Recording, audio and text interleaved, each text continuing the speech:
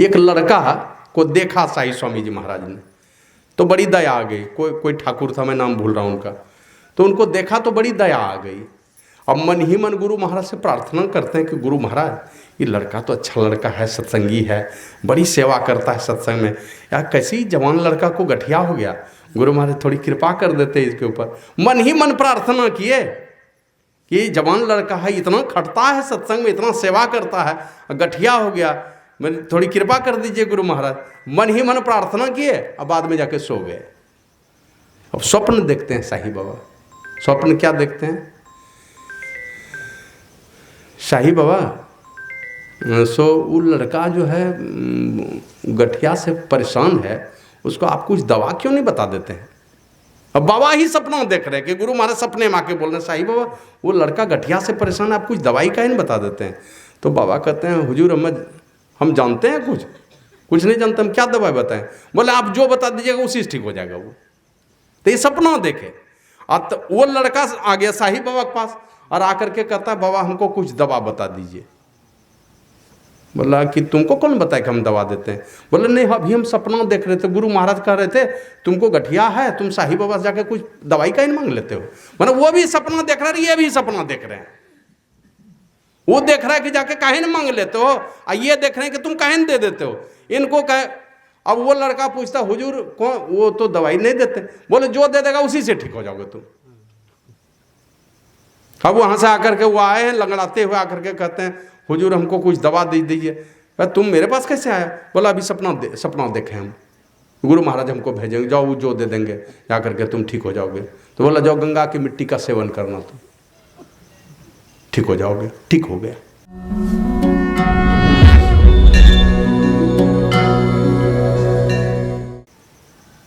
इसलिए चैत सुख की चिंत करहु तो विविध कर्म ही त्याग हो, ध्यान में लवलीन रह के गुरु चरण अनुराग हो, तरते गए जो अस किए सब राय राना रंक हो, विप्र भंगी अपड़ पढ़ुआ करो तरियो न संक हो। विप्र हो कि तुम मेहतर हो कि अनपढ़ हो कि पीएचडी डीलिट की डिग्री है तुम्हारे पास में, जो भी करेंगे, चाहे तुम राजा हो कि फकीर हो कि भिगमंगा हो, कुछ भी हो, जिन्होंने भी संतों के चरणों को पकड़ा उसका उद्धार हो गया। गुरु महाराज लिखते हैं, जो पकड़े भव पार उतर गए मैं ही सदगुरु चरण तरे। जिसने भी संतों के चरणों को पकड़ा उनका उद्धार हो गया, नैया किनारे लग गई। और नहीं कर शंकर भगवान उसी को कहते हैं, ए गिरजा संतों के समागम से बढ़कर के संसार में दूसरा कोई लाभ नहीं। और ये संतों का समागम मिलता किनको है? अतः बिनु हरि कृपा न होई सो। और दुनिया के सब लोग कृपा करेंगे, उनसे संतों की संगति नहीं मिलेगी। मिलेगी, प्रेम नहीं पैदा होगा। मिलने को तो ऐसा थोड़े, जिस दिन कृष्ण भगवान गीता ज्ञान सुना रहे थे हम लोग इसी सृष्टि में थे। ऐसा नहीं कि हम लोग कहीं इस संसार में नहीं आए थे, इसी सृष्टि में कहीं न कहीं किसी योनि में भटक रहे थे। हमारे गुरु महाराज लिखते हैं, पशु पक्षी कृमि आदि की योनि में भर में वो बहु बार हो, बहुत बार भर में। और कृष्ण भगवान जब गीता ज्ञान का उपदेश कर रहे थे, सुन रहे थे कौन कौन? सुना तो रहे थे अर्जुन के माध्यम से, लेकिन सारे देवी देवता पशु पक्षी सारे के सारे थमे होते, सारी सृष्टि रुक गई थी कृष्ण भगवान के गीता ज्ञान को सुनने के लिए। हम लोग नहीं थे, हम लोग भी थे, लेकिन परमात्मा की कृपा से वंचित रहने के कारण हमें वो सब ज्ञान सुनने के अंदर में ललक ही नहीं पैदा हुई। तो संतों का सानिध्य, ये सारा संसार, हमारी जो खास करके हमारी जो भारत भूमि है, एक से एक संत पुरुष अवतरित होते रहे, लेकिन परमात्मा ने हमें उस काबिल नहीं समझा। हम उस योग्य नहीं थे, परमात्मा की कृपा नहीं थे, उनके सानिध्य में नहीं गए। संगति तो मिलती रही है हमेशा गुरु महाराज के चरण शरण में। कौन ऐसी जाति है जो जाति के लोग गुरु महाराज के चरण शरण में गए? एक तरफ से गिनाइए, हर जाति के लोग इनके एक से एक निकटवर्ती शिष्य हुए, नहीं हुए हैं? ब्राह्मण में पंडित विष्णुकांत झा जी सबसे पहले दीक्षा देने का आदेश गुरु महाराज ने दिया। छत्री में सिरधर बाबा, वो सबसे पहले दीक्षा देने का आदेश दिया। छत्री में शाही बाबा, सबसे पहले दीक्षा देने का, यही तीनों महात्मा को सबसे पहले दीक्षा देने का आदेश मिला, बाकी को तो बाद में मिला है। गंगा गुरु जी इधर से हो गए, मोती बाबा दूसरा जाति में हो गए, अलग अलग जाति में मने, लेकिन दुनिया वालों को दिखा दिया कि ऐसे महापुरुष की कृपा हो तो दुनिया में क्या नहीं हो सकता। बाबा कबीर कहते हैं, 3 लोक 9 खंड में गुरुते बड़ा न कोई, करता करे ना करी सके, गुरु करे सो होए। महापुरुष जो करेंगे कर देंगे तो कर देंगे, जो कह देंगे हो गया। होना ही होना है। यही सकरोहर में रहते थे साईं बाबा। एक लड़का को देखा साईं स्वामी जी महाराज ने, तो बड़ी दया आ गई। कोई ठाकुर था, मैं नाम भूल रहा हूं उनका, तो उनको देखा तो बड़ी दया आ गई। अब मन ही मन गुरु महाराज से प्रार्थना करते हैं कि गुरु महाराज, ये लड़का तो अच्छा लड़का है, सत्संगी है, बड़ी सेवा करता है सत्संग में, यार कैसी जवान लड़का को गठिया हो गया, गुरु महाराज थोड़ी कृपा कर देते इसके ऊपर। मन ही मन प्रार्थना किए कि जवान लड़का है, इतना खटता है सत्संग में, इतना सेवा करता है, गठिया हो गया, मैं थोड़ी कृपा कर दीजिए गुरु महाराज। मन ही मन प्रार्थना किए, अब बाद में जाके सो गए। अब स्वप्न देखते हैं साईं बाबा। स्वप्न क्या देखते हैं साईं बाबा? सो वो लड़का जो है गठिया से परेशान है, उसको आप कुछ दवा क्यों नहीं बता देते हैं? अब बाबा ही सपना देख रहे हैं कि गुरु महाराज सपने में आके बोल रहे हैं साईं बाबा वो लड़का गठिया से परेशान है, आप कुछ दवाई का ही नहीं बता देते हैं। तो बाबा कहते हैं हुजूर हम जानते हैं कुछ नहीं जानते, हम क्या दवाई बताएं? बोले आप जो बता दीजिएगा उसी से ठीक हो जाएगा वो। तो ये सपना देखे। तो वो लड़का आ गया साईं बाबा के पास और आकर के कहता है बाबा हमको कुछ दवा बता दीजिए। बोला कि तुमको कौन बताए कि हम दवा देते हैं? बोले नहीं, अभी हम सपना देख रहे थे, गुरु महाराज कह रहे थे तुमको गठिया है, तुम साईं बाबा से जाके कुछ दवाई का ही मांग लेते हो। मतलब वो भी सपना देख रहे हैं, ये भी सपना देख रहे हैं। वो देख रहा है कि जाके काहे न मांग लेते हो, और ये देख रहे हैं कि तुम काहे न दे देते हो इनको कहे। अब वो लड़का पूछता हुजूर कौन, वो तो दवाई नहीं देते। बोले जो दे देगा उसी से ठीक हो जाओगे तुम।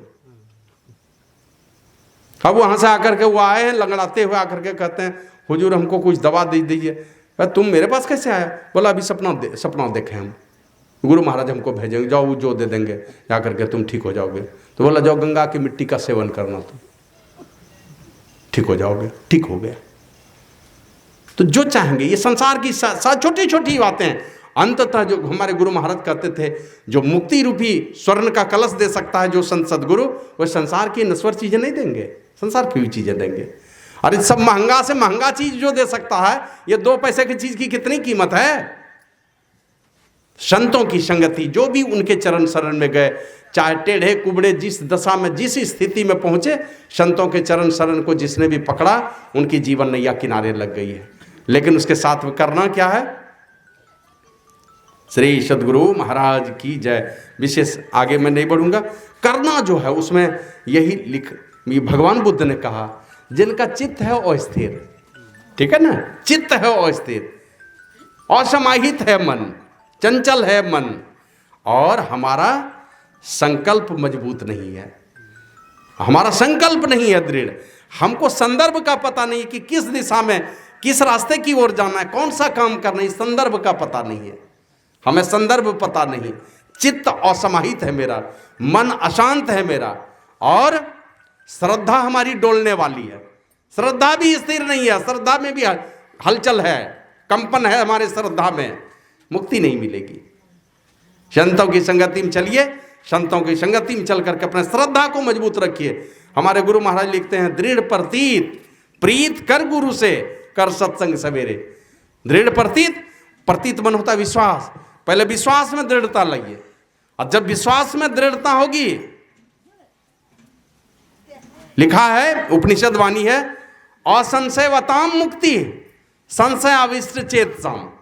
असंशय वालों को मुक्ति मिलती है, जिनको संशय नहीं है, और संशय वालों को कई जन्मों में मुक्ति नहीं मिलती। गुरु महाराज लिखते हैं, दृढ़ प्रतीत प्रीत कर गुरु से। पहले भरोसा में दृढ़ता लाओ, श्रद्धा में दृढ़ता लाओ, अपने विश्वास में दृढ़ता लाओ, और श्रद्धा विश्वास में दृढ़ता जब आएगी, प्रेम में दृढ़ता होगी, तो गुरु महाराज कहते हैं तब प्रीत होगा। प्रीत कर गुरु से। प्रेम करना चाहते हो तो पहले विश्वास में दृढ़ता लाओ, अब विश्वास में दृढ़ता आ जाए, बार बार जाओ संतों के दरबार में, बार बार सुनो। हमारे गुरु महाराज लिखते हैं, सज्जन सेवन करत नित्य सत्संगति करना, बार बार सज्जनों की संगति में जाओ। यही थोड़े दिन पहले मैं एक छोटी सी कहानी बता रहा था कि एक चित्रकार जो है ना, चित्र बनाता था।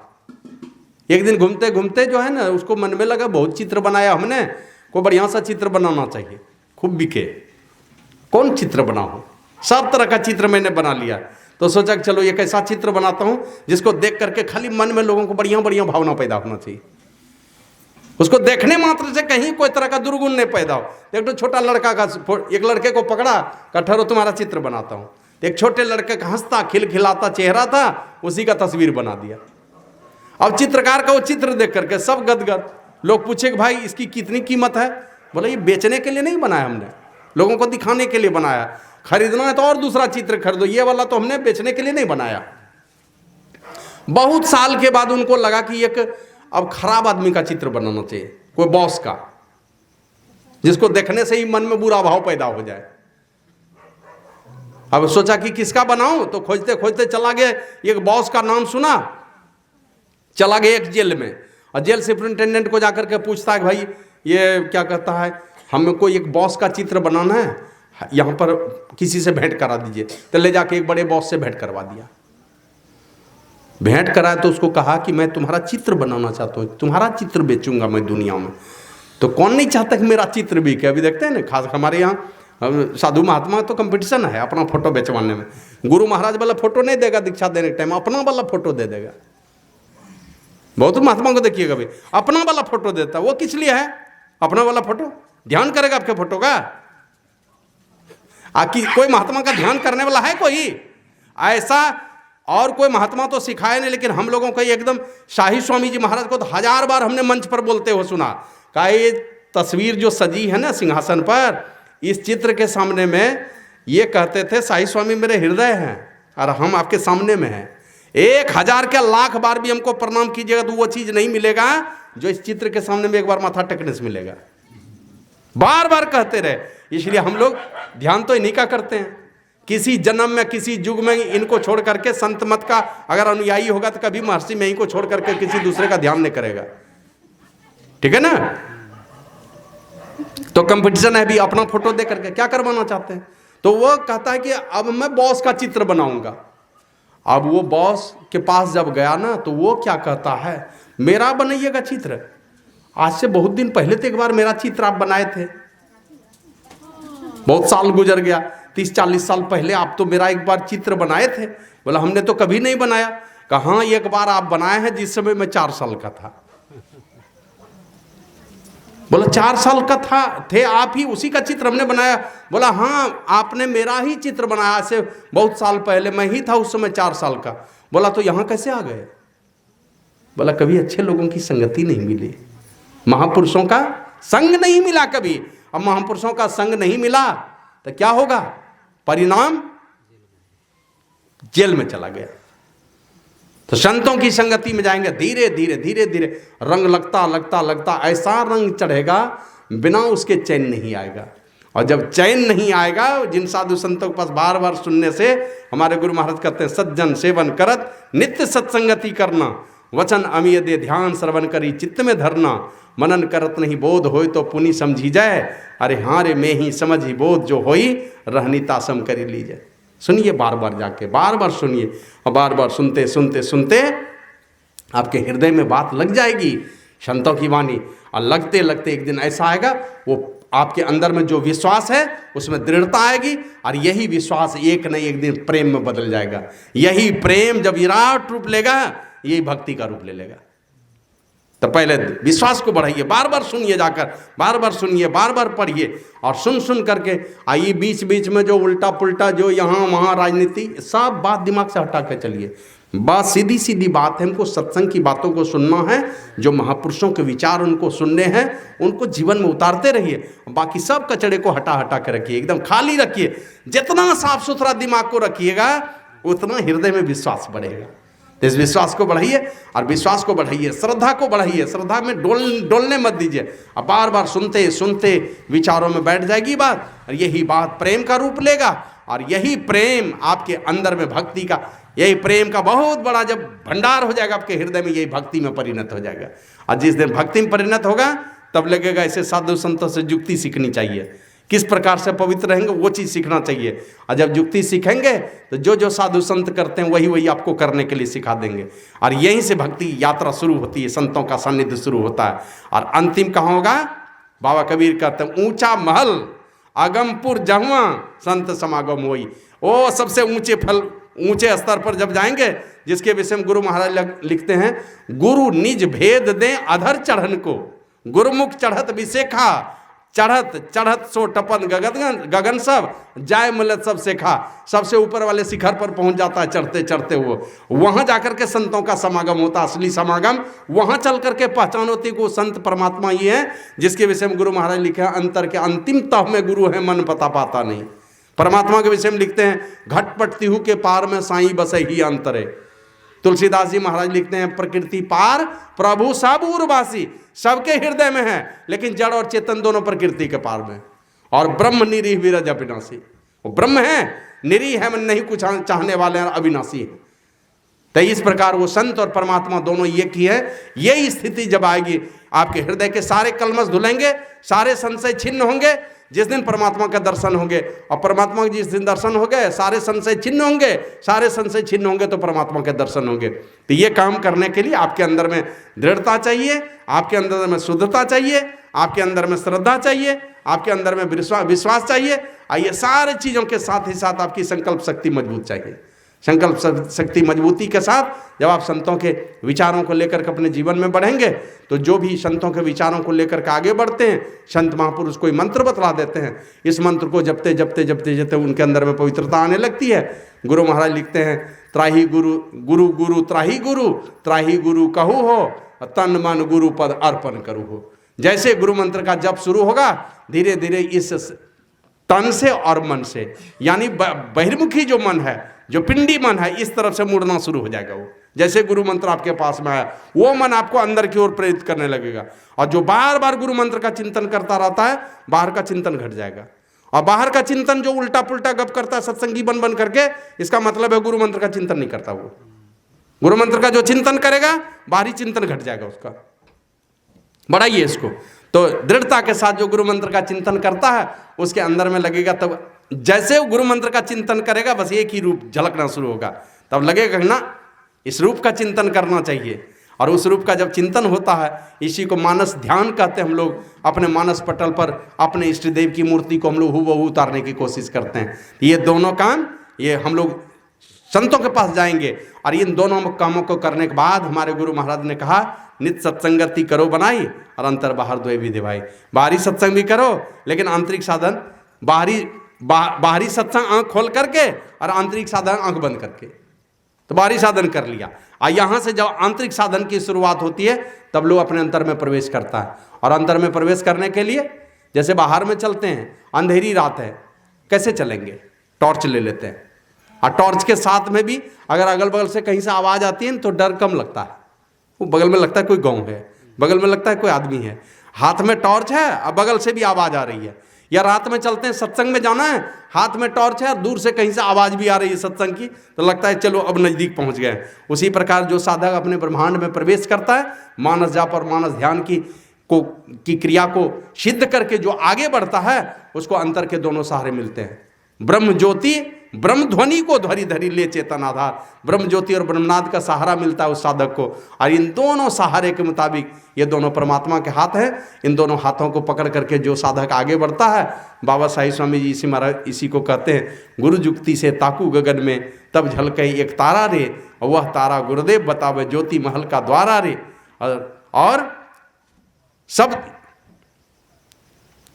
शब्द महल में सूरज चले तब पकड़ी शब्द की धारा रे। शब्द महल में अंदर जब प्रवेश करता है, अनेक प्रकार के शब्दों को, पांचों मंडलों के केंद्रीय शब्दों को सुनता हुआ साधक आगे बढ़ता जाता है। और बढ़ते बढ़ते जब महाकारण मंडल में पहुंचता है, वहां सार शब्द की पहचान हो जाती है। सूर्य का दर्शन हुआ त्रिकुटी में, आगे की यात्रा जैसे शुरू होती है, वहां ब्रह्मनाद को पकड़ पाता है, ब्रह्मनाद की पहचान होती है, और ब्रह्मनाद के सहारे लोग उस ब्रह्म परमात्मा तक चला जाता है। तो ये काम करने के लिए वहां चल करके संतों का समागम होता है। लेकिन इस सारा समागम को करने के लिए, और जो भी ऐसा करने वाला, एक भी बेटा और बेटी घर में अगर हो गया, शंकर भगवान कहते हैं, सोई सर्वज्ञ गुणी सोई ज्ञाता, सोई मही मंडित पंडित दाता, धर्म परायण सोई कुल त्राता, रामचरण जाकर मन राता। और नीति निपुण सोई परम सयाना, श्रुति सिद्धांत निकट ही जाना, सो कवि कोविद सो रंधीरा, जो छलछाड़ी भजई रघुवीरा।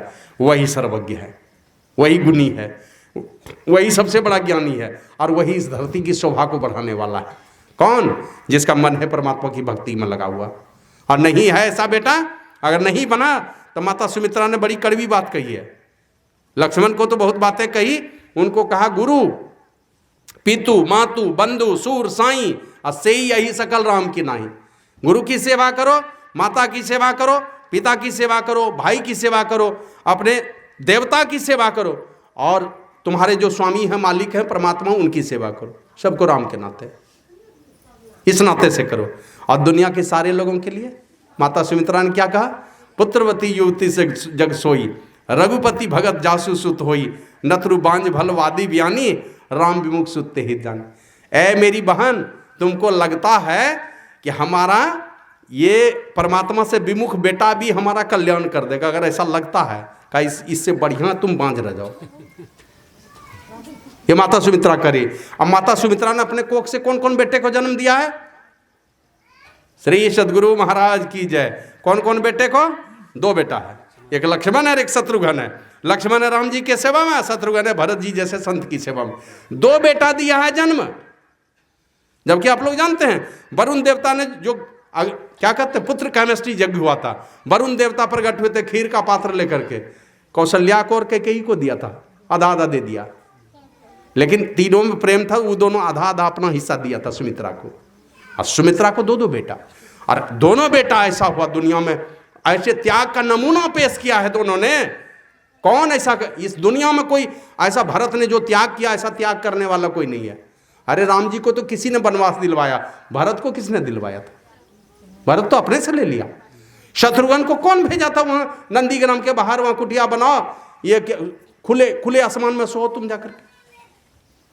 श्री सद्गुरु महाराज की जय। ये 2 बेटा उसके घर में, भरत, लक्ष्मण और शत्रुघ्न, ये 2 बेटा आया। और ऐसे बेटे की मां कह रही है दुनिया के सब मां को कि ऐ मेरी बहन, अगर तुमको लगता है कि मेरा बेटा शराबी कबाबी है, मेरा बेटा परमात्मा से विमुख है और वो बेटा मेरा कल्याण कर देगा, का इससे बढ़िया, का ऐसे बेटा से भला जो चाहती हो ना कि ये बेटा मेरा भला करेगा, इससे बढ़िया भगवान को कहो कि बांझ रख देना हमको। पुत्रवती युवती जग सोई। असल में वही पुत्रवती युवती, वही पुत्रवती हुई जिसका बेटा परमात्मा का भक्त हो।